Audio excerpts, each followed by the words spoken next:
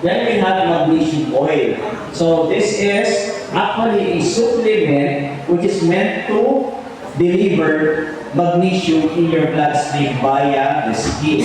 So this is what we call transdermal magnesium.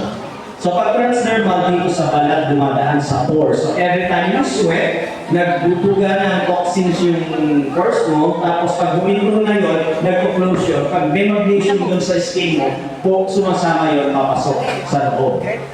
So ina-absorb siya. So what is magnesium? Magnesium is the most powerful relaxation mineral. So kung ang muscles mo, pagka gumagalaw ka, it equally consumes calcium and magnesium in equal amounts.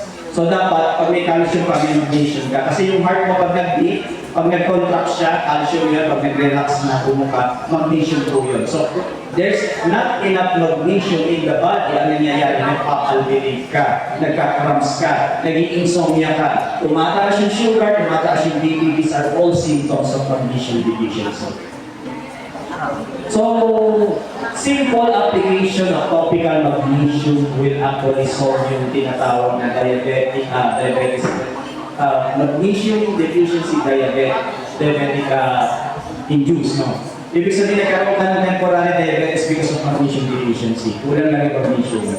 Nasosolve yun ito. Kaya, huwag nyo kalilimutan, before you sleep, ipahid yan sa buong katawan nyo para relax, maganda yung tulog, maganda yung vegan, no heart, hindi kayo magka-cramps.